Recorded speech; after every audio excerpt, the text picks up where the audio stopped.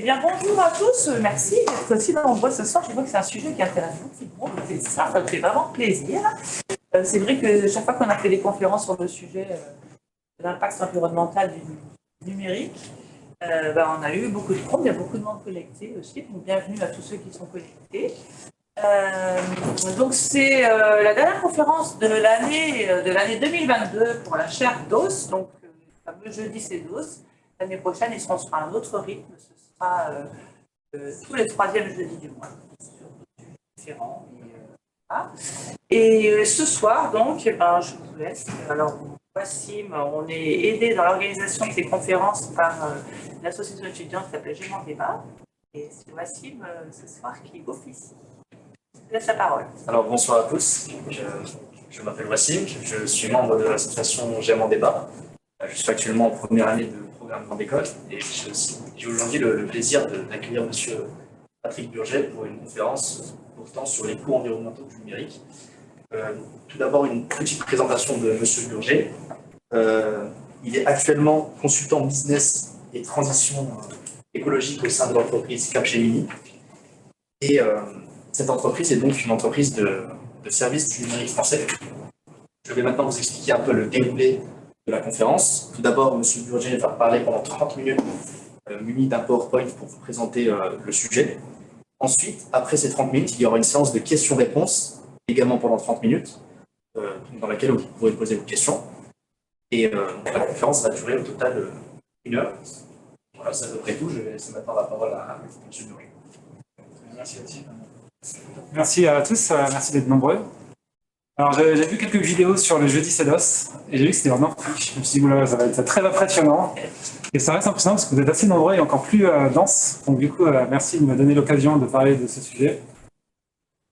J'avais noté 30 minutes et comme je sais que j'aime, vous êtes ambitieux, je me suis dit que j'ai mis beaucoup d'informations. Alors c'est peut-être un contenu ambitieux pour tenir en 30 minutes. Je vais peut-être légèrement déborder en essayant de tenir ce rythme. Alors, merci Mathilde d'avoir introduit. Moi, j'ai la particularité de ne pas avoir fait toute ma carrière chez Capgemini, mais comme beaucoup d'autres qui travaillent chez Capgemini.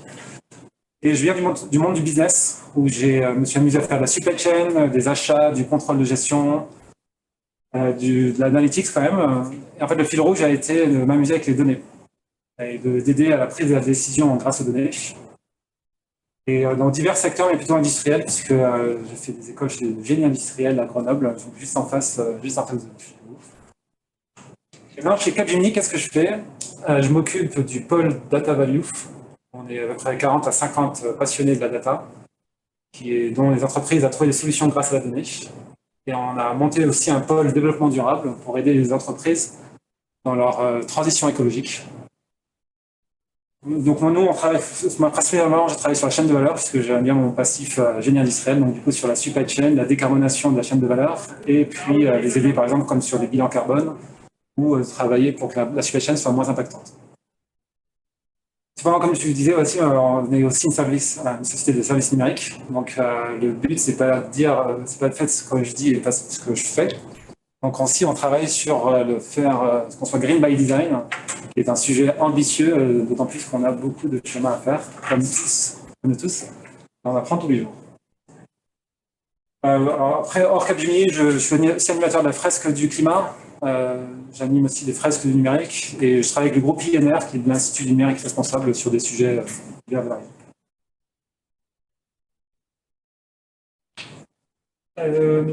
Alors avant de commencer, parce qu'on va parler des coûts environnementaux, je me suis dit plutôt que parler d'abord sur le sujet coût, un peu fâcheux.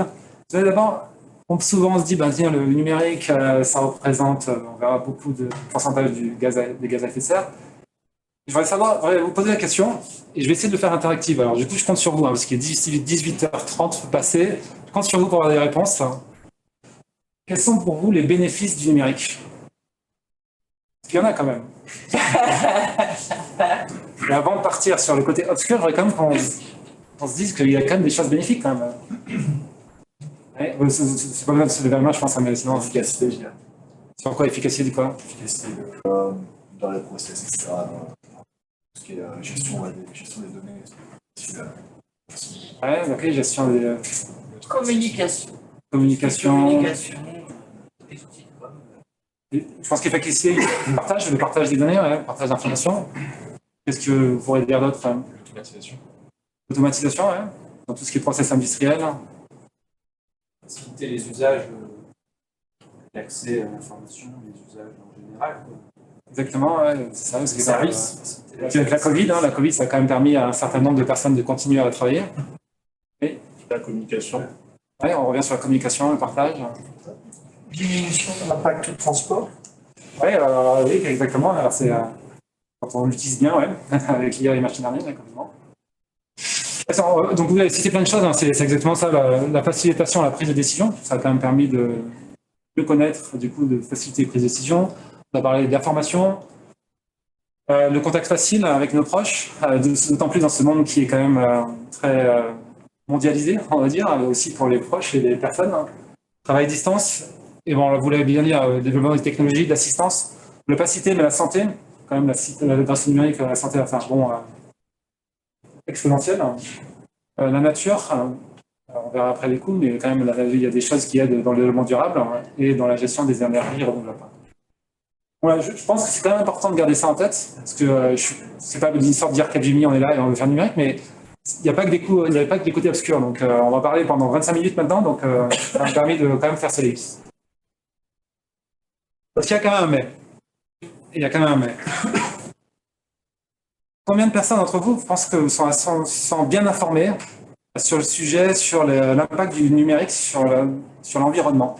Parce que alors, on va faire un sondage, lever la main, ou alors en ligne, ça va pas être simple, on va dire, je crois qu'on peut taper dans les mains dans Zoom.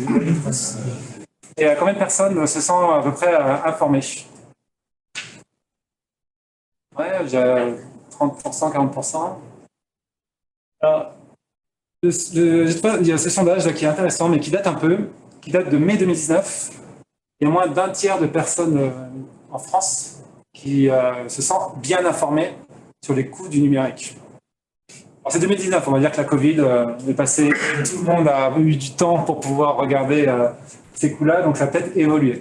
Mais c'est quand même significatif quand même, hein. Un tiers, alors que c'est dans la vie de tous les jours, c'est dans notre usage quotidien, on peut se dire qu'il y a quand même de la marge de progression. Et je me suis dit, on va imaginer aujourd'hui un scénario. On va remercier, il m'a fait venir à GEM. J'ai mis mes chaussures ultra connectées, qui me permet de me dire que je ne bouge pas assez et que je dois faire la vaisselle ou que je dois tous les 5 minutes faire au minimum dans une journée au minimum 10 000 pas. Et ça m'a permis de venir à GEM. Grenoble École Management, je ne sais pas s'il veut dire GEM ou Grenoble École Management. On peut dire GEM, très bien.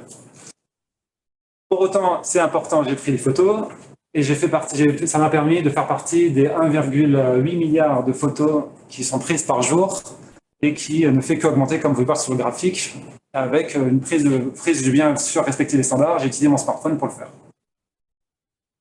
Et encore, le cas d'usage le plus important, parce que je suis heureux d'être là avec vous ce soir, c'est que ce soir, dès que je reviens à la maison, ou même dès que je passe les portes, je le mets sur tous les réseaux sociaux pour dire « Merci, j'y étais, c'était génial, les jeudis c'est DOS, franchement, j'attends avec impatience 2023 pour y assister. » Est-ce que c'est un sujet classique? Est-ce que c'est un cas d'usage que vous voyez à peu près tous les 2-3 minutes? 2-3 minutes, on va dire, même plus. Alors là, j'ai trouvé ça, c'est marrant, je me suis dit, quand même, les réseaux sociaux, vous pouvez voir, je n'ai pas compté, mais il y en a quand même des millions et des milliards. Alors, je vous ai promis que c'était interactif. Qu'est-ce qu'il faut comme ressources matérielles pour faire marcher tout ça? D'après vous? De l'énergie, alors ouais, ça c'est sûr. Les devices, mon smartphone. Le smartphone, les objets connectés, ouais. Parce que tu n'as pas oublié les chaussures, hein, c'est les chaussures connectées. Le réseau, ouais. Il faut un réseau. Des data centers. Des batteries. Des batteries, ouais, qui sont dedans. Des câbles. Sur localisation. Exactement. Donc il y a vraiment cité tout ce que je voulais dire, parce qu'on ne va pas faire toute la liste à travers, mais il y en a quand même beaucoup. Et donc du coup, j'ai utilisé mon smartphone. Dedans, j'ai bien utilisé tous les IoT et ce qu'on appelle les web. Enfin, j'aime pas trop ce franglais, mais je trouve qu'il porte bien son nom. Malheureusement, je n'ai pas trouvé le nom français. Les wearables, donc du coup, tous les objets connectés qu'on a sur nous Et j'ai pas pris les chaussures par hasard, puisque ça en fait partie. Hein. Maintenant, on parle vraiment de tout ce qu'on porte sur nous. Vous avez dit, je vous ai pas dit, mais l'ordinateur, parce que ce soir, je vais quand même, j'ai pris la photo, mais ce sera de nuit, je vais essayer de la remettre de bonne couleur. Vous avez bien cité tous les câbles sous-marins qui passent à travers toute la Terre, parce que je vais arroser le monde entier. Grenoble Eco Management est connu dans le monde entier. Et les antennes, bien sûr, toutes les antennes relais, pas que les câbles sous-marins, hein, mais toutes les antennes relais, parce que je pense que si vous ne savez pas, il y a, je crois que 2% du flux de données qui passe par des satellites. Le reste, c'est 98% qui passe par des câbles. C'est quand même, si vous voyez une carte, je divisez bien, mais la carte, il y a des câbles sous-marins et des fibres optiques de partout. Et bien entendu, les fameux data centers que vous avez cités, qui permettent de relier tout ça. Alors, ça paraît très basique, mais je crois qu'on l'oublie toujours, qu'il y a tout ça. Notamment, on oublie très souvent ça, c'est les câbles sous-marins. Il y en a des tonnes et des tonnes, et il y en a beaucoup qui sont même plus utilisés.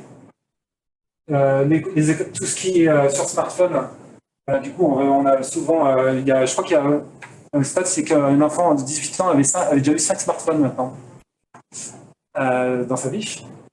Et on a une démultiplication des besoins qui fait qu'on a de plus en plus de data centers. Voilà un peu pour le coût matériel. Maintenant, si je reviens maintenant sur la base du coût du numérique, qu'est-ce que vous l'avez cité, qu'est-ce qu'on a besoin pour pouvoir travailler? On a besoin déjà d'énergie. Je pense que c'est quand même important de le citer aussi. On va rentrer tout doucement. Je pense que vous avez certainement entendu d'énergie. Et du coup, pour pouvoir calculer le coût de l'empreinte environnementale, on utilise souvent plusieurs indicateurs, plusieurs axes d'analyse. Il y en a 4 principalement. Pour savoir quel est le coût de l'empreinte, quelle est l'empreinte et quelle est l'empreinte environnementale. On a une qu'on entend très souvent parler, donc je vais le dire, c'est le CO2. C'est l'empreinte CO2, et du coup, ça, je pense que vous savez, on entend très souvent parler avec les fameux 10 tonnes qu'un Français moyen émet de CO2 par an. Quels sont les autres axes d'analyse?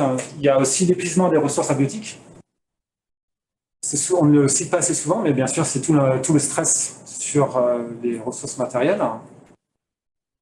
Quelque chose qui on entend de plus en plus parler, c'est la consommation en eau. Et si aujourd'hui le CO2 est quelque chose dont les entreprises ont bien pris prennent les devants et sont vraiment commencent à être de plus en plus matures, je pense, moi en tant que citoyen, je pense que les citoyens sont beaucoup plus conscients de la consommation en eau. On le sent avec la sécheresse qui a eu lieu. Quand on parle avec des politiques, c'est vraiment un sujet qui est pris à bras le corps maintenant. Et on sent dans ces axes d'analyse c'est vraiment un sujet qui devient de plus en plus important. Et enfin, c'est le coût d'énergie primaire. Alors l'énergie primaire, c'est toute l'énergie nécessaire qui est nécessaire pour fabriquer l'énergie finale. Il faut savoir qu'en France, quand on consomme 1 kW, en fait, on a eu besoin de 2,3 kWh d'énergie primaire. Donc, j'y reviendrai après, mais donc, pourquoi je vous cite ça? Parce que souvent, en fait, permet de faire un focus un peu plus général avant de rentrer au coût numérique, c'est qu'on entend aujourd'hui parler que de ça. Enfin, je veux dire, la COP27, on entend parler que du traité de Paris, les 2 tonnes qu'on doit tenir en 2050. Et tant mieux parce que c'est un sujet qu'il faut bien prendre, mais il ne faut pas oublier qu'il y a aussi ces 3 autres axes. Et on verra, le numérique a un impact sur les 4 autres axes, les 3 autres axes. Alors, je ne pourrais pas citer faire un focus sur les 4 axes d'analyse, donc je me suis dit on va se focaliser que sur un seul, et bien sûr on va se focaliser que sur le CO2 parce que c'est le sujet qui est aujourd'hui le plus mature et on a le plus de données. Donc, si vous me permettez, surtout qu'on n'a qu'une demi-heure, donc du coup je resterai sur le réchauffement des gaz à effet de serre.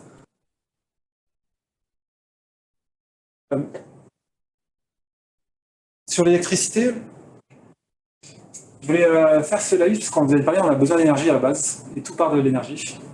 Et je peux pas mieux, on ne pourrait pas mieux vous parler que un certain monsieur Jean-Marc Jancovici. Si vous voulez connaître les tenants aboutissants autour de l'énergie, allez voir toutes ces vidéos. Enfin, si vous commencez à regarder des vidéos sur YouTube, développement durable, je pense que YouTube vous donnera des vidéos, une sur 5 sur Jean-Marc Jancovici. Mais pourtant, c'était important, je pense, de le rappeler. ici, c'est que quelle est l'énergie à la base de tout. Et aujourd'hui, je vous ai mis ici les empreintes carbone de chaque énergie. Alors, je me suis permis de ne pas mettre quelle énergie on utilise, quelles sont les énergies principales, et je voulais vous demander quelle serait, d'après vous, l'énergie la plus polluante. Le charbon, ouais. Quelle serait la deuxième alors? Pas le gaz. Hein. Le pétrole, ouais. Donc, pétrole, gaz. Donc c'est ça, hein, les trois trios de tête, c'est ceux-là. Et après, on va voir du côté un peu énergie renouvelable. Vous l'avez vu, je pense, c'est quoi la prochaine énergie? Solaire, bravo, bravo. Et ensuite, l'éolien et le nucléaire. Ça permet de remettre dans le contexte, parce que l'énergie, vous allez voir, c'est ce qui, même si on va retourner après un peu plus, c'est quand même la base de tout. Hein. Ça, c'est opérationnel. En opérationnel, ouais. Ça ne tient pas compte du coût. Alors, je ne serais pas vous dire. Je serais pas vous dire. Non, mais parce que c'est extrêmement important sur le lien. Oui, je ne serais pas parfaitement, je serais pas être 100% sûr de mes chiffres, donc je ne peux pas vous dire. Mais en tout cas, la tendance, je ne serais pas vous dire si c'est en coût de la fabrication ou la production. Merci de me poser cette question pointue. Mais en tout cas, les ordres de grandeur, on va dire que les ordres de grandeur entre les trois et les trois autres sont quand même, vont pas être remodifiés. Et c'est pour ça qu'aujourd'hui, en fait, en France, on a la chance d'être sur la chance. C'est un débat passionné, je ne vais pas rentrer dedans. Surtout pas le faire ça si là, on est vraiment parti pour longtemps. Et du coup, on est en France, grâce au nucléaire, on est quand même, on n'est pas fort empreinte sauvée. Et l'IT dans tout ça. Donc, on est 5 milliards de personnes à utiliser Internet tous les jours. Sur 7. Quand même pas mal. Sur 8, pardon, ouais. On est, si jamais le numérique est un pays, on serait le 3e consommateur d'électricité au monde, après la Chine et l'Inde. Et ça émet 3 à 4% de gaz à effet de serre par an. L'empreinte française, je crois que c'est 1% à peu près. On émet plus qu'un pays comme la France, l'empreinte carbone. C'est-à-dire tout le numérique confondu. Hein. C'est quand même gigantesque. Et surtout, ce qui est le plus inquiétant, c'est ça. Alors, je vais revenir, hein, mais je vous les mets là parce que c'est important, mais la consommation en eau, c'est 0,2%. C'est quand même bizarre, parce que c'est quand même, dans le numérique, on utilise zéro, quand on l'utilise, hein, là, on n'utilise jamais avec de l'eau. Donc c'est quand même pourtant, ça représente 0,2% de la consommation en eau par an, mondiale. Hein. Ça reste pas beaucoup par rapport à la voiture, les vêtements, etc. Enfin, la production de vêtements. Et là, tu ne parles pas de production. Je parle de tout, justement. Il n'y a pas la production. À 4%. C'est pour ça que parce que c'est quand même pas très consommateur d'eau à la base comme fabrication, mais ça reste un sujet qui concerne de l'eau. Je parle juste du 3 à 4% sur les gaz à effet de serre. Ah, par rapport au transport, hein. Oui, par rapport à la voiture, la voiture, il me semble que c'est 7%, si je ne me trompe pas. Et que si on continue comme ça, parce que les stats ici, si on n'a pas de plan de sobriété, on sera à 8%. Donc le numérique en 2025, voire 2030, parce que ça dépend des études, sera au-dessus de la voiture. C'est déjà au-dessus de l'aviation aussi. Et c'est déjà au-dessus de l'aviation qui est de 3%. Et donc ça reste, ça va être beaucoup. Quoi. Au-dessus de la voiture, parce qu'il y a des voitures électriques. S'il y avait la croissance des 80 millions de véhicules vendus par an en thermique, avec une certaine croissance de ces 80 millions, ce serait particulièrement. Je ne saurais pas vous répondre parfaitement sur ces chiffres-là, mais en tout cas, après, ce qu'il faut retenir, hein, parce que les idées de comparaison, je veux dire, on pourra toujours avoir des débats entre les chiffres ou pas, c'est que ce qui est sûr, ce qu'il faut retenir, c'est que ce sera 8%. Après, que ce soit la voiture ou autre chose, ça reste 8%. Et quand on l'avait émis, ce qui était intéressant, c'est qu'ici, donc le Green IT avait fait une recherche, c'était autour de 3 ou 4%, et ici, on avait un plan de sobriété en restait en dessous des 5%. Le plan de sobriété, c'était si on mettait en place dès 2019. Or, on peut voir maintenant qu'on est encore toujours en accroissement de plus 10%, alors que ces chiffres sont connus depuis maintenant, comme vous pouvez le voir, cette étude de 2018 fait référence de Chiffres Project. On peut voir que ça continue à progresser. C'est pas forcément la meilleure nouvelle, Mais ce qu'on sait aujourd'hui, c'est que comme vous le savez, on peut tous y faire quelque chose. Et d'où vient cette pollution? Alors, je vous ai fait ce graphique là. On peut voir, j'essaie de le faire mais en pointillé, en strié, c'est la fabrication, c'est l'usage, pardon. Et en petit point, c'est la fabrication. Je ne sais pas si c'est assez clair mon camembert, mais donc ici on a quelque chose, ce secteur-là, donc 66%, donc 40% est dû à la fabrication, 26% est dû à l'usage. Ici on a 14% d'usage et 1% qui est dû à la fabrication. Vous voyez avec tous ces grands yeux, je suis d'accord, c'est pas très clair, mais ce que je vais vous demander, c'est d'après vous, qu'est-ce qui est responsable de ces 15% ici? Oui. Qu'est-ce qui est responsable des 15% qui émet? Donc, je vous rappelle, on va prendre 3 familles, hein. Data centers, réseau et objets connectés. Qu'est-ce qui est responsable de juste cette portion-là, hein, 15%? Data center. Data centers ou objets connectés? Qui dit objet connecté alors du coup? Ok, on a un faible pourcentage. Qui dirait data centers? Et du coup, le reste c'est réseau. Bon, le premier, c'est data centers. En fait, le coût est très peu sur la fabrication et beaucoup plus à l'usage. Ça représente que 15%. Or, je pense que souvent, quand on est en tête, quand on parle, on dit toujours « Ah, mais mes data centers, ça chauffe, ça fait brûler, c'est ça qui fait brûler la planète. » C'est des données qui sont dans les data centers. C'est vrai, mais que pour 15% du pourcentage.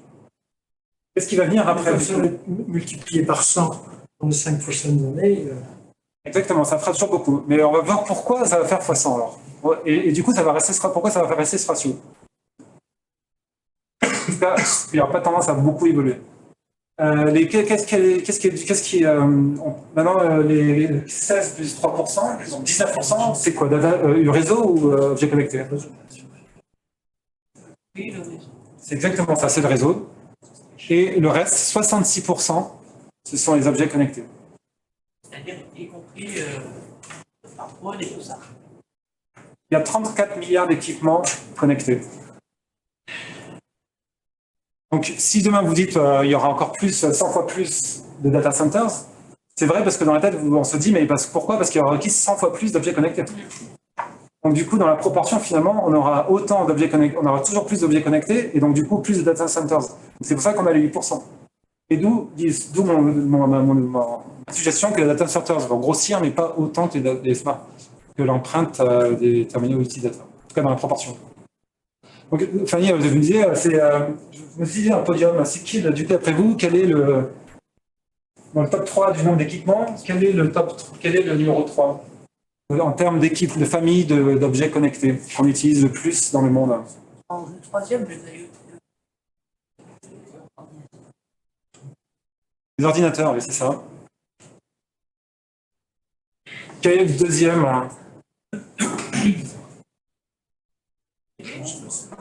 Ce sont les smartphones. Ah, sur les smartphones, c'est pas le premier, les smartphones. Du coup, il y a 4 milliards de smartphones dans le monde, donc 4 milliards d'autres téléphones. Puis il y a quand même 8 milliards de téléphones, donc on est quand même bien connectés, on peut bien se parler. Et enfin, quels sont les premiers? Grande famille, hein, on va dire. C'est du coup tout le reste, c'est les montres, tous les objets connectés, quoi. Et quand je dis objets connectés, ça va dire bonjour, hello Google. Ça va être mon frigidaire qu'on demande d'être connecté maintenant parce qu'on ne sait jamais si on avait laissé la porte ouverte. Ça va être, c'est tout ce que vous allez en fait mettre lié à Internet finalement. La voiture, quand elle sera connectée. Donc c'est vraiment tous ces objets-là. Donc on pourrait me dire bon, je triche un peu parce que finalement je prends une grande famille. Mais ce qui est important à retenir, c'est deux choses. C'est que oui, les data centers émettent beaucoup de gaz à effet de serre. Il n'y en a pas beaucoup. En fait, je crois qu'il n'y a que 4 millions, je crois, de data centers dans le monde. Versus 34 milliards d'objets connectés. Rien que vous, je pense que si vous faites l'inventaire, imaginez combien d'objets connectés vous avez rien que sur vous, dans votre poche ou dans votre sac. Quand vous revenez chez vous, combien d'objets connectés on a chez nous? Non, plus que dans l'ordinateur. Dans l'ordinateur, je vois aussi à côté. Ça, c'est un inventaire 2022. Je pense que ça, c'est plutôt 2019. 2020 ou 2019.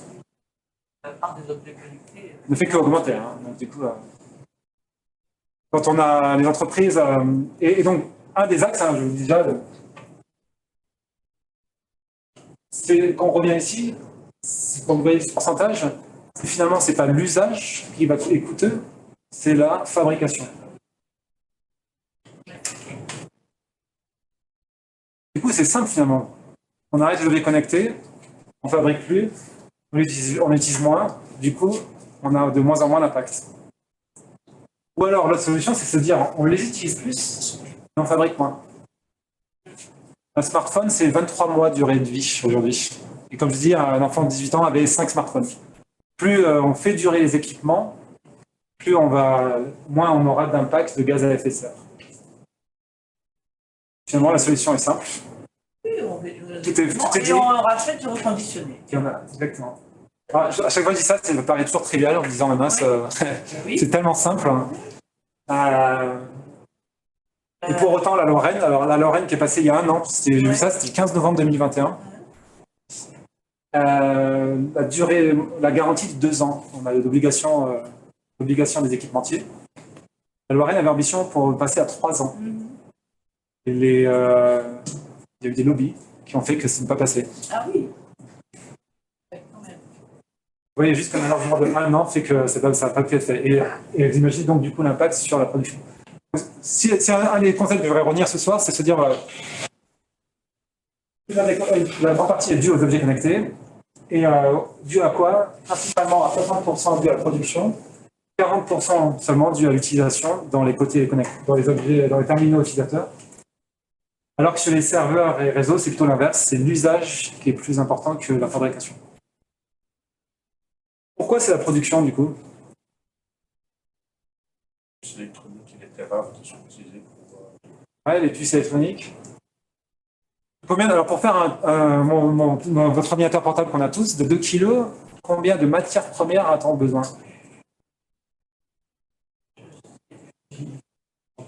Plus, Centaines. donc livre, c'est Alors, confondu, tout confondu. il faut faire 100 grammes pour avoir 1 gramme. Exactement, ouais. On est un peu moins dans le ratio, on est quand même pas loin. Donc il y a une notion qui est géniale, je trouve une fois qu'on l'a, j'ai l'impression que vous penserez à moi quand vous mettrez ça sur votre sac à dos. C'est le fameux sac à dos écologique. Et en fait, quand vous porterez ce soir votre ordinateur, vous penserez que pour faire un laser de 2 kg, il faut à peu près 800 kg de matière première. Donc voilà, je vous laisse porter 800 kg ce soir. Et il faut 2000 litres, je crois, d'eau. Pas un ordinateur. Pour un ordinateur de 2 kg. Hein.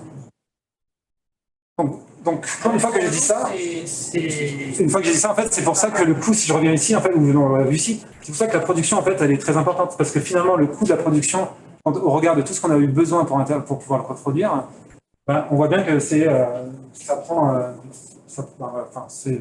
il n'y a plus grand-chose à dire de plus. D'où l'importance de faire durer un maximum les objets connectés, les ordinateurs et tous les terminaux utilisateurs. Et il y en a 34 milliards dans le monde. Je crois qu'un smartphone, c'est pour 800 grammes de smartphone, je crois que c'est aux alentours de 200 kilos aussi, 200 ou 300. 200 kilos de matière première, ça veut dire quoi? Ça veut dire qu'il a fallu extraire de la matière première, donc du coup le cuivre, vous disiez très bien, je ne savais pas, mais pour faire 1 gramme de cuivre, il a fallu 100 grammes de cuivre. Si vous, 100 grammes, oui, il a fallu 100 grammes extraits pour terminer avec 1 gramme seulement. Donc ça veut dire que si demain vous avez besoin d'1 kilo de cuivre, vous avez déjà extrait 1000 kg, je ne me trompe pas, 1000 litres. Donc après, c'est du multiplié. Il n'y a pas que du cuivre. Oui, il n'y a pas que du cuivre en plus. Donc du coup, vous voyez ce que je veux dire, c'est que. J'aime bien cette image. C'est issu de la fresque numérique, hein, cette image. Et une fois que je l'ai, vous penserez à moi, enfin en tout cas pas à moi, mais au sac à dos écologique ce soir, il y a finalement 2 kilos, c'est pas si lourd. C'est pas si lourd. Alors que bon, pour les réseaux, c'est différent. En fait, il faut 2 fois plus d'énergie pour c'est des notions, mais de transporter une donnée pour la stocker. Et ce que je voudrais vous retenir surtout, c'est qu'aujourd'hui, il vaut mieux utiliser le Wi-Fi ou un réseau filaire que la 4G, parce qu'il a été démontré que la 4G est 20 fois plus énergivore que le Wi-Fi. Donc privilégier plutôt quand on regarde les vidéos. Parce que je crois que c'est une sorte de mémoire, à chaque fois que citer mes chiffres, alors du coup j'espère que je ne me trompe pas, mais c'est de 70% à 80% du débit Internet est utilisé par la vidéo. Et si en plus c'est fait en 4G et en 4K, parce que c'est important quand on vient à Grand American Management de regarder les replays du jeudi CEDOS, tout en sachant, et c'est très important parce que sur un smartphone de je ne sais pas combien de pouces, on a vraiment besoin d'avoir une super qualité pour contribuer du coup à consommer 20 fois plus d'énergie. Donc voilà, donc c'est quelques notions. Encore une fois, j'essaie d'insister, mais deux choses à retenir, c'est que principalement, c'est pas les data centers, ce sont les objets connectés. Et les objets connectés, ils ont un beau sac à dos écologique.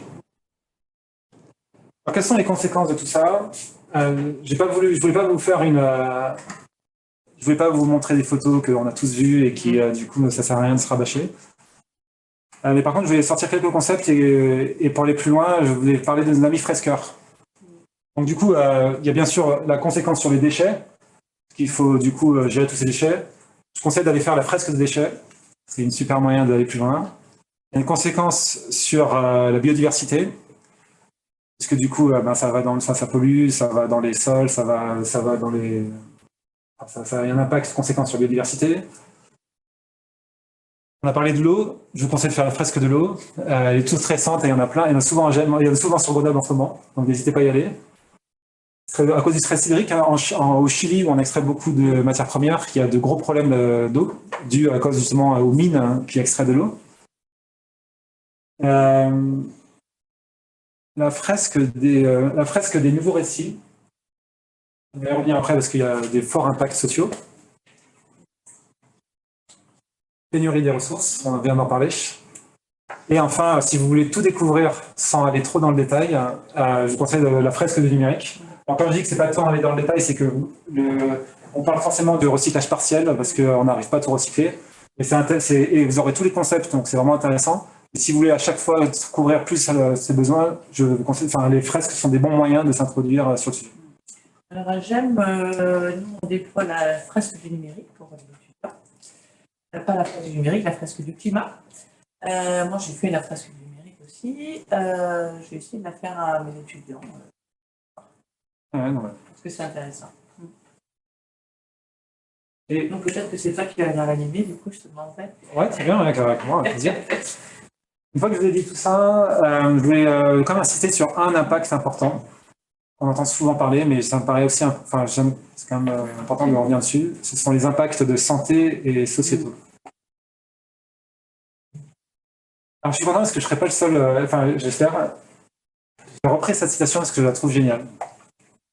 Qui connaît Monsieur Patrick Lelay? Non. C'est l'ancien patron de TF. Bon, je ne suis pas le seul à savoir. Je me suis dit que j'aurais plein d'étudiants devant moi. Ça se trouve, je serais. Merci beaucoup. Merci. Du coup, l'ancien patron TF1, directeur TF1, qui disait que ce que nous vendons, c'est du temps de cerveau humain disponible. Et en fait, Internet, YouTube, Facebook, tous les réseaux sociaux, finalement, ça a que exacerbé cette belle phrase de 2004. Parce qu'en fait, c'est qu'un travail sur l'économie d'attention. Ça me paraissait important de le rappeler parce qu'il y a une étude qui a été faite, alors je ne voulais pas demander trop en détail, mais je trouvais sympa ce graphique. Alors je n'ai pas eu le temps d'aller trop en détail dessus, mais c'est la comparaison. L'étude montrait qu'en 2000, on avait à peu près 12 secondes en moyenne d'attention sur des sujets. Et que l'étude, alors je ne vais pas aller chercher plus loin, mais ça me permettait juste de montrer. Cette graphique, je trouvais très bien parce que dans mon cas personnel, c'est empirique, c'est vrai. Notre capacité d'attention ne fait que diminuer. Voire dire que le poisson rouge aurait une attention de 9 secondes. On serait en moyenne en 2013 à 8 secondes. Et autant dire, je ne pense pas que ça allait dans le bon sens. Donc voilà, l'économie d'attention, finalement, ne fait que capter. Et qui a jamais entendu, moi, quand j'étais étudiant, j'entendais toujours dire, si ton site internet l'affichage prend plus de 3 secondes, c'est que t'es pas bon. Donc on peut se dire peut-être que maintenant, notre capacité d'attention est peut-être à 3 secondes en 2022. Mais les autres points qui me paraissaient importants à parler avec vous, parce que c'est des points qui reviennent, qu'on entend souvent parler, mais qui sont pour autant qu'on entend important à rappeler, c'est qu'il y a la fatigue oculaire, les fameuses lumières bleues, le sommeil perturbé, d'autant plus quand on a le smartphone dans sa chambre et qu'on l'éteint en disant, et qu'on se réveille le premier en se disant qu'est-ce qui s'est passé en Chine ou qu'est-ce qui s'est passé aux États-Unis en fonction du décalage horaire. Le problème sur les enfants, moi j'adore cette anecdote qui dit que les patrons de la Silicon Valley envoient leurs enfants dans les écoles où l'écran est interdit jusqu'à 10 ans. Donc même eux n'y croient pas. Et les problèmes psychologiques. Alors, sur la partie fatigue oculaire et sommeil perturbé, en fait, donc les recherches scientifiques aujourd'hui sur le sujet n'ont pas corroboré le fait que c'est le fait de regarder votre smartphone, en particulier la lumière bleue, elle n'a pas forcément d'impact sur votre fatigue oculaire, mais c'est le fait de ne jamais regarder assez loin, en fait. Et pour éviter cette fatigue oculaire, il suffit toutes les 20 secondes de regarder pendant 20 secondes à plus de 6 mètres de vous, à 20 pieds, c'est la règle des 20-20-20. 20 minutes, 20 secondes à 20 pieds, donc à peu près 6 mètres. Donc ça, c'est uniquement parce qu'on ne travaille plus assez notre vision de loin. Et sur le sommeil perturbé, c'est pas forcément non plus les smartphones ou les ordinateurs, c'est le fait que vous fassiez une activité qui est plutôt qui vous réveille en fait le soir, qui vous excite, parce que même si vous jouez à cache-cache avec vos enfants avant de les coucher, il n'y a pas de smartphone, il n'y a rien, mais ils vont être super excités, ils ne vont pas dormir. Donc en fait, le sommeil perturbé, c'est plus dû à l'activité qui vous excite en fait le cerveau et qui est en général souvent en effet faite avant de se coucher. Donc c'est pas forcément lié aux écrans. Ça, c'est les dernières recherches scientifiques. Vous avez un peu anticipé, potentiel. Que ces sujets sont toujours. Je pense que c'est ce qu'on démontre, c'est qu'on est toujours en phase de recherche. Oui. Et pour autant, ce que moi je trouve intéressant à retenir, c'est que ça ne fait que exploser l'utilisation et on n'arrive pas à rattraper en fait la courbe de croissance par rapport aux études. Donc oui, et l'autre point que je voulais évoquer, parce que là on a parlé de santé, mais c'est des problèmes sociétaux. Alors c'est d'abord le silotage des groupes sociaux. Je pense qu'aujourd'hui, moi j'avais adoré cette étude qui avait été faite, c'est pas vraiment une étude, mais c'est une école de presse qui avait fait une expérience, qui avait, durant la période électorale, ils avaient tous créé un compte Facebook sur Fictis, et ils avaient pris le choix de faire que des messages et de poster que des messages à une forte tendance liée à un parti politique. Donc du coup, soit des messages, en faisant une étude, soit des messages portés RN, Rassemblement national, portés à l'RM, soit portés droite, portés ultra-droite, portés ultra-gauche, et pour voir ensuite qu'est-ce qu'ils allaient recevoir comme poste. En fait, même s'ils traitaient exactement le même sujet, mais avec des mots différents et des mots qui étaient plutôt portés sur qu'ils avaient sélectionnés sur un langage qui était plus souvent utilisé par des personnes de ces partis politiques, démontrer qu'en fait, les news qui étaient mises en avant par Facebook allaient que dans la direction du parti politique qu'ils avaient choisi. C'est un moyen de dire en fait finalement que plus, si je veux dire autrement, c'est que plus on a une conviction sur Internet, plus les algorithmes d'aujourd'hui vont renforcer cette conviction. Quelle que soit cette conviction. Et quelle que soit cette conviction. Et donc du coup, on ne fait que siloter. Aujourd'hui, on n'a plus d'ouvert Internet, alors que c'est fabuleux quand même. On a parlé de ce que vous avez dit au début. On parlait de partage et d'accès à l'information. On a aujourd'hui un accès à une librairie qui est monstrueuse, et pour autant, on n'a jamais été aussi mal informé.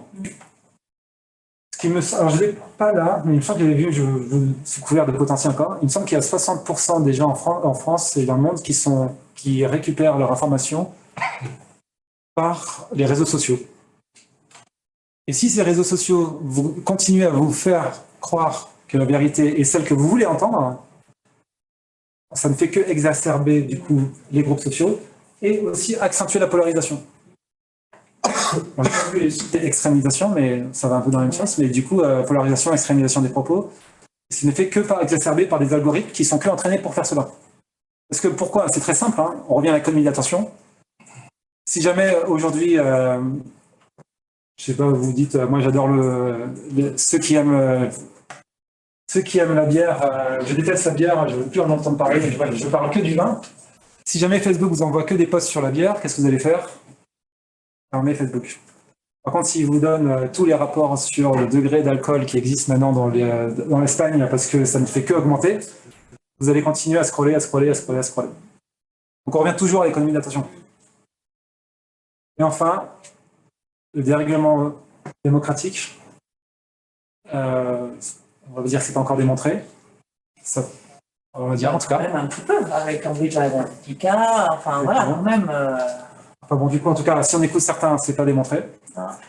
Mais du coup, on a quand même des ingérences politiques qui sont de plus en plus fortes, avec des partis. Alors, en tout cas, de ce qu'on peut lire, je ne saurais pas vous dire si c'est vrai ou pas pour 100%, mais je vais quand même le dire par rapport à ce que j'ai pu lire. Mais on a quand même des ingérences politiques qui sont gérées par des attaques, notamment par des pays, des hackers qu'on pourrait voir du pays de l'Est, hein, par exemple, dans des dernières élections, notamment aux États-Unis, et qui ne font que contribuer pour pouvoir justement exacerber soit les groupes sociaux, soit la polarisation, parce que plus il y aura de likes, plus les messages seront mis en avant, et du coup, plus ça va exacerber. Voilà, je pense que c'est important de revenir dessus, parce qu'il faut le savoir, malheureusement, et une fois qu'on le sait, c'est quand même plus simple de se dire, peut-être que j'arrête un peu moins de regarder Facebook ou les réseaux sociaux qui auront des algorithmes qui me font que renforcer cela. Je vais terminer sur 2 slides, parce que du coup, vous avez promis que je serais plus long, donc je suis plus long. C'est la 3e notion qui me paraissait importante. Qui a entendu parler de l'effet rebond? 2, 3. D'après vous, qu'est-ce que l'effet rebond?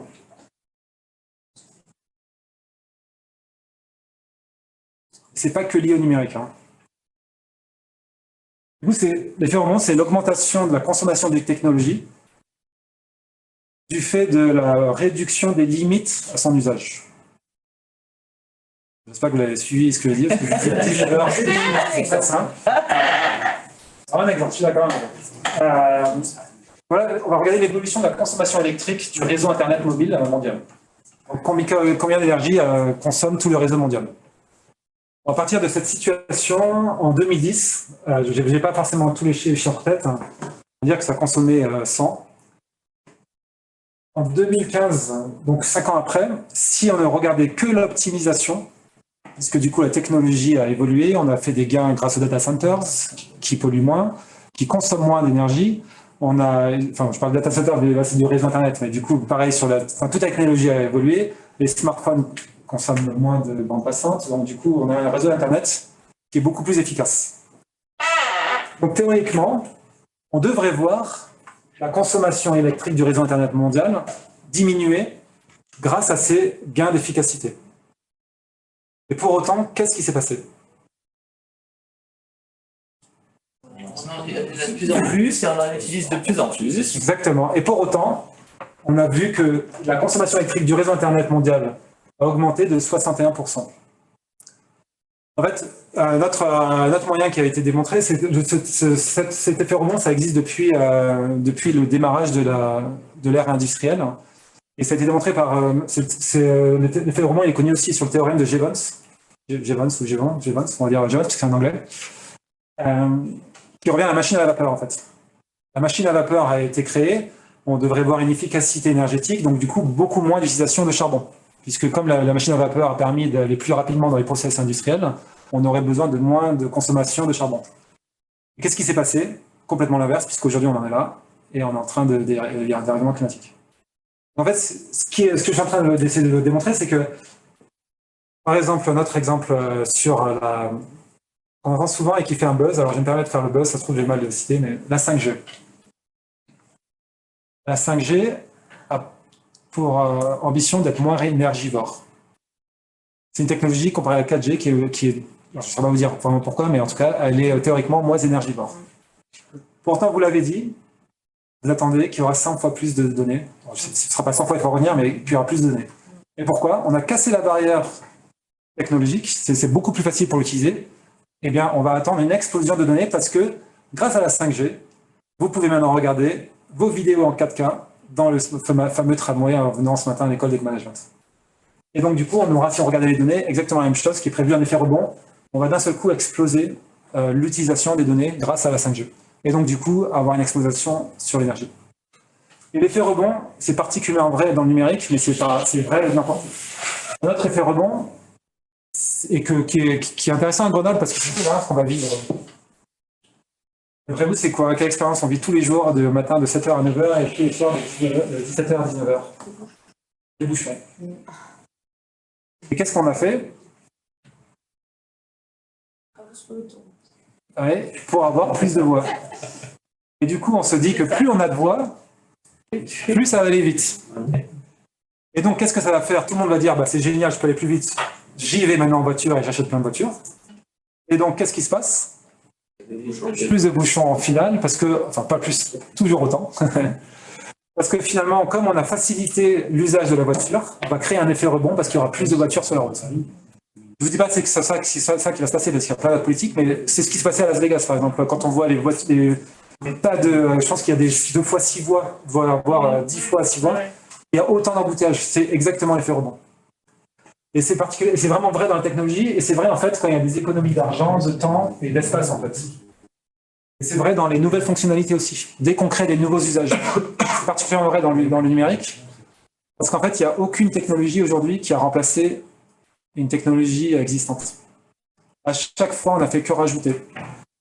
Par exemple, vous avez la montre connectée, on pourrait se dire que je dis mes messages, je regarde Internet, je fais tout ce que je veux. Je peux arrêter une partie de mon smartphone. Non, on a toujours le smartphone, on rajoute la montre. Demain, on va parler du métaverse. Le métaverse va tout remplacer. Ça va juste que ajouter en fait une technologie. Et en fait, c'est du coup, c'est ce qu'on parle dans une nouvelle fonctionnalité et aussi lié à une plus grande utilisation. Ça me paraissait important de l'évoquer ce soir parce que ce qui est génial avec vous, c'est que dans le Grenoble École Management, comparé à des étudiants qui sont plutôt ingénieurs, sans parler de clichés, même s'ils savaient le faire, vous serez plutôt du côté usage. C'est-à-dire définir l'usage. Et c'est là où en fait tout est lié. À la conception d'un produit, c'est la phase conception, c'est responsable de 80% des gaz à effet de serre qui vont être émis par le produit. Tout se joue à la conception. Et donc tout se joue dès que vous commencez à réfléchir aux usages. Alors c'est pas simple, hein, je ne dis pas que c'est simple, hein, parce que une fois que je dis ça, c'est facile, mais qu'est-ce qu'on fait? Pour autant, c'est important d'avoir ces notions en tête. Et comment on fait?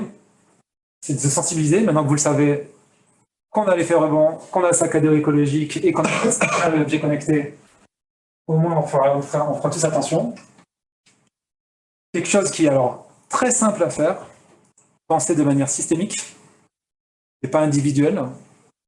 Donc du coup, est-ce que je dois prendre ma voiture ou prendre plutôt le bus, même si ça dure plus longtemps? Bon, c'est du sens, c'est vraiment penser systémique. Préférer des solutions low-tech.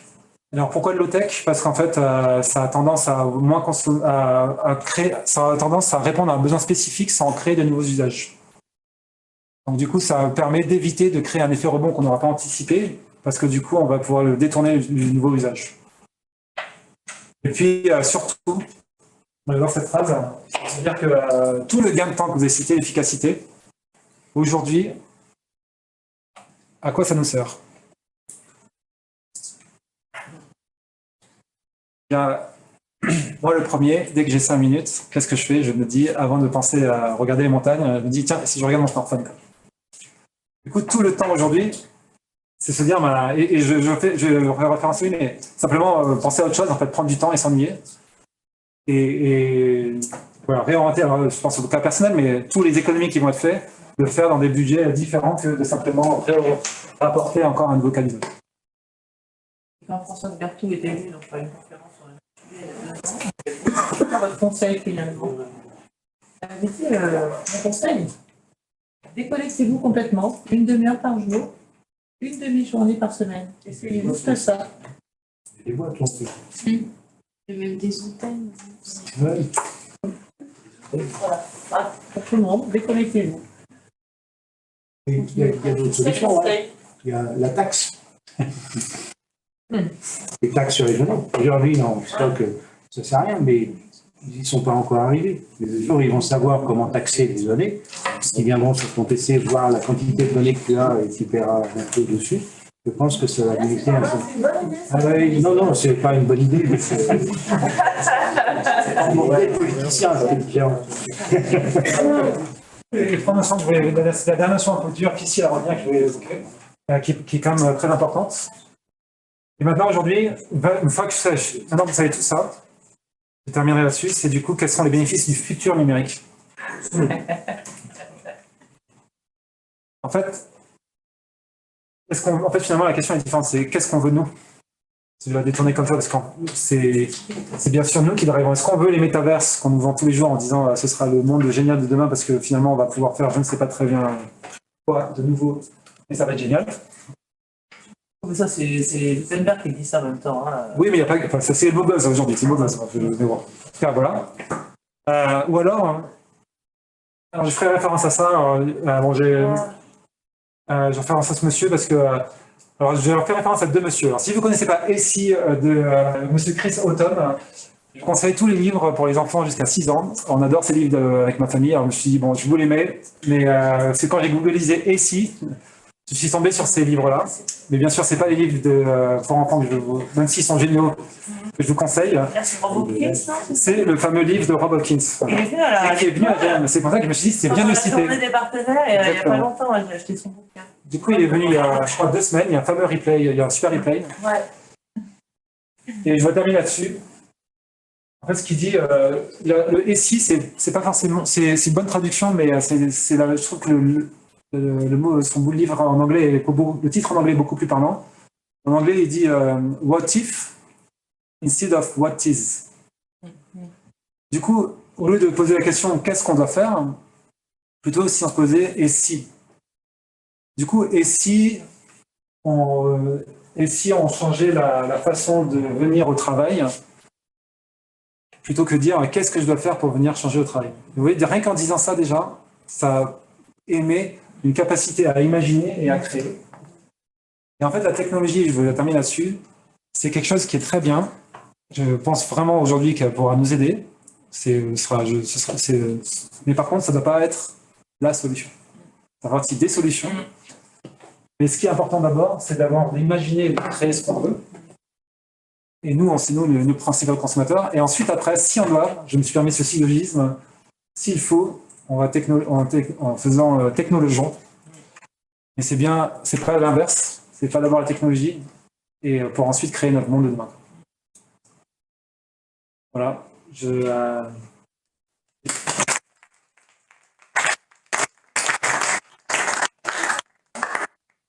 qu'il y a des questions?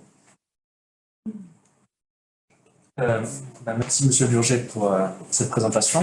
Avant d'enchaîner sur les questions-réponses, je vais un peu vous poser une question générale pour amorcer justement cette séance de questions-réponses. Donc, ma question est la suivante. Est-ce qu'on pourrait envisager une évolution du numérique qui tend à favoriser l'environnement? Aujourd'hui, on parle beaucoup de sobriété numérique. Est-ce que vous pensez qu'on peut parler à l'avenir d'une transition à la fois écologique et numérique? En fait, c'est pour ça que je voulais, si je reviens en fait ici, c'est ce que je disais, pour moi, ça fera partie des solutions. Et d'ailleurs, c'est une solution aujourd'hui. Enfin, vous avez parlé j'ai expliqué pour la supply chain et le fret. Aujourd'hui, l'IA et le machine learning aident à pouvoir faciliter et diminuer les coûts énergétiques.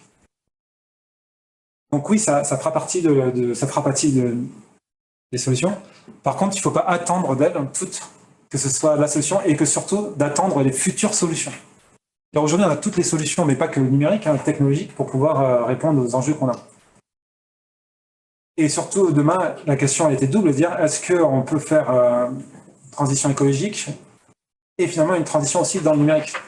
Et je pense que nous, les acteurs numériques, beaucoup en ont pris conscience. Je ne vous dis pas qu'on est tout bleu, et maintenant, d'un seul coup, tout est vert et tout est magique. On essaye tous, comme tous, on se dit, il y a quand même des choses à faire pour éviter ces fameux 8%. Et donc, du coup, on essaie de mettre des choses en place chez Capgemini, mais même chez nos clients. On le voit, les banques, les sociétés bancaires et d'assurance. Le digital, ça représente 30% de leur empreinte numérique, de leur empreinte globale sur l'empreinte CO2. Alors qu'un industriel, c'est à peu près 2% de numérique.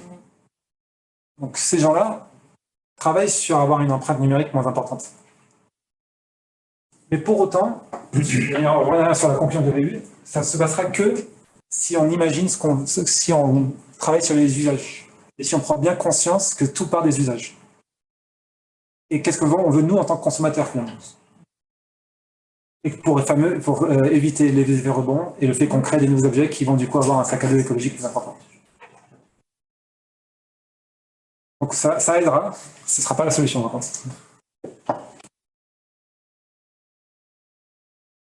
Vous avez, Alors, des questions de... Ouais.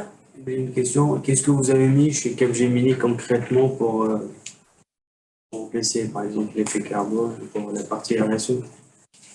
Alors, on a une chance chez Capgemini, c'est qu'elle est un bilan carbone très très bas. À cause de quoi? Parce que vous utilisez c'est la matière grise. La matière grise, jusqu'à la preuve du contraire, c'est celle qui consomme le moins.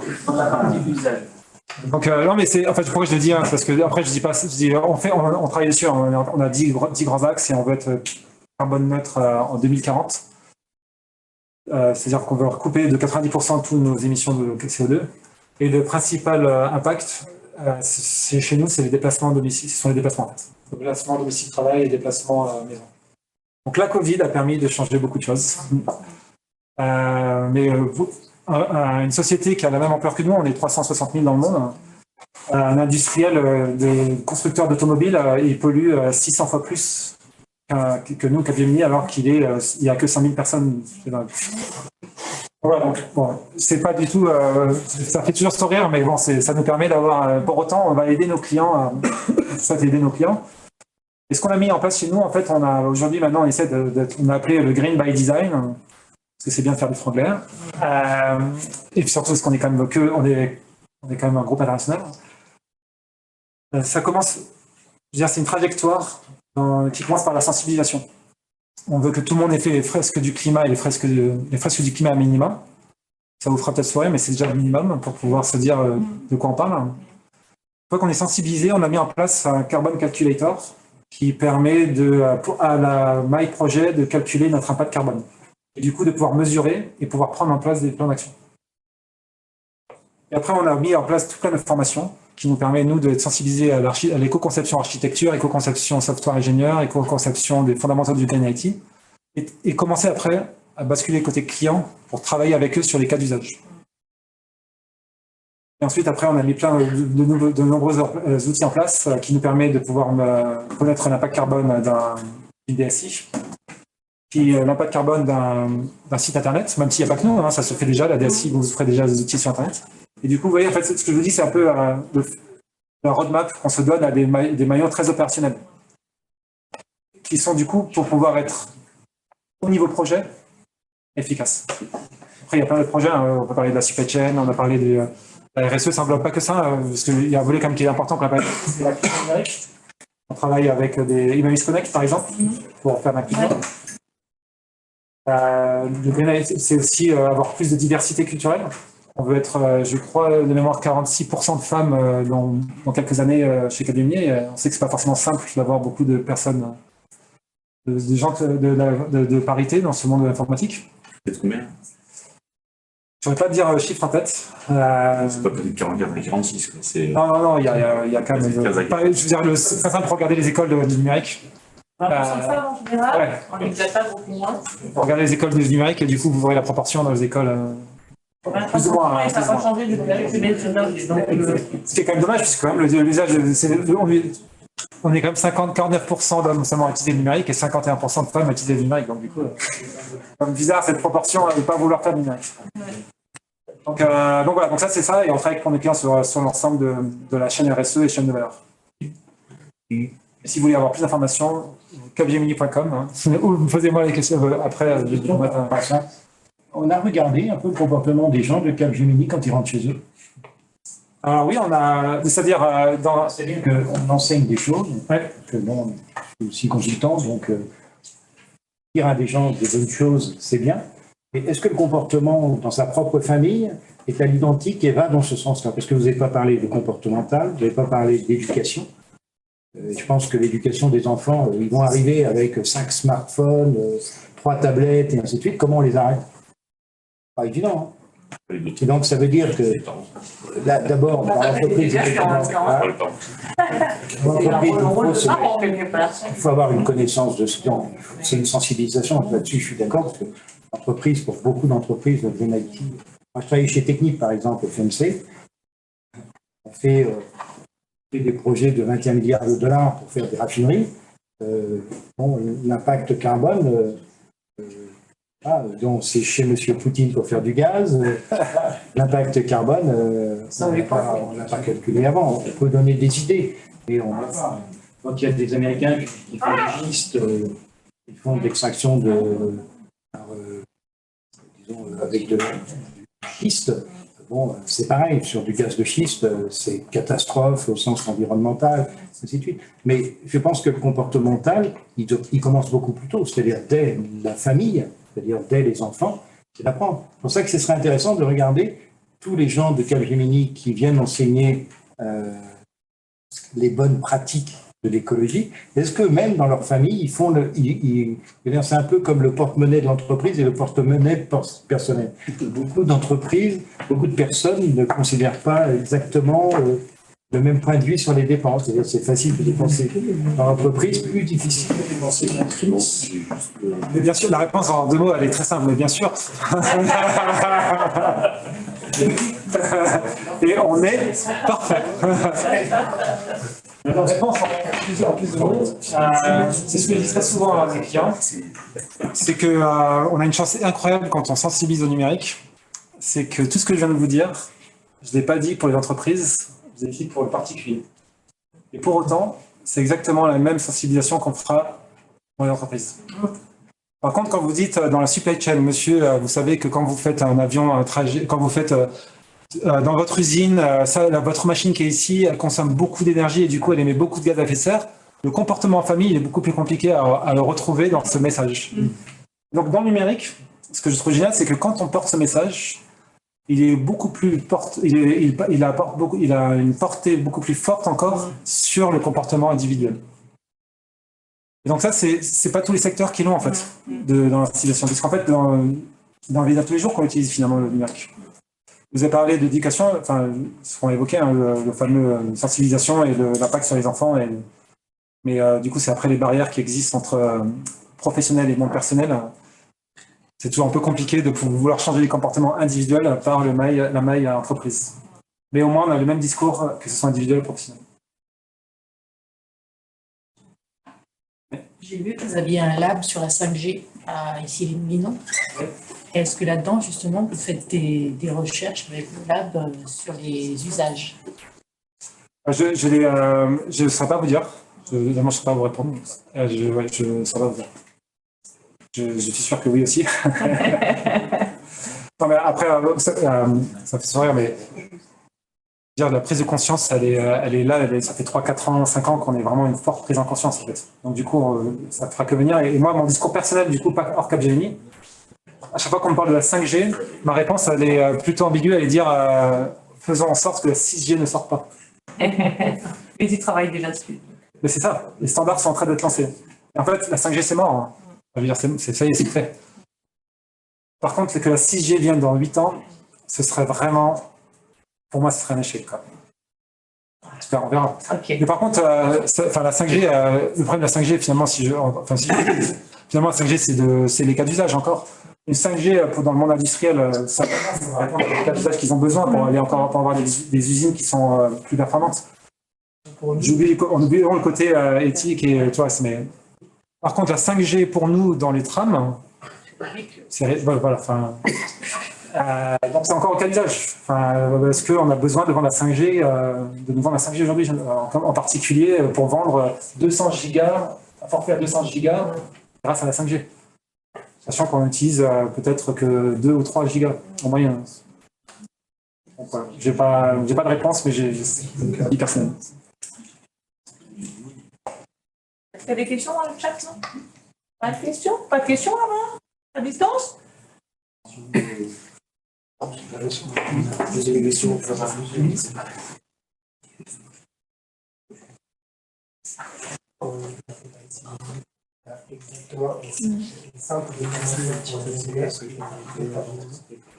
Certifié pour tout ce qui est la éco-conception. Ouais. Pas que chez Semino, alors il y a les mêmes conditions. S'il n'y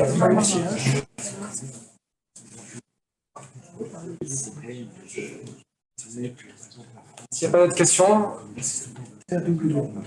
Merci en tout cas. Merci. Alors, je vous rappelle, vous avez dit ça, mais je vous ai mis pas de ressources. Alors, la conférence a été enregistrée, donc merci à tous ceux qui étaient à distance aussi. Merci d'être venus, donc toute conférence a été enregistrée. Vous aurez à disposition sur le site les slides et l'enregistrement de la conférence. Merci.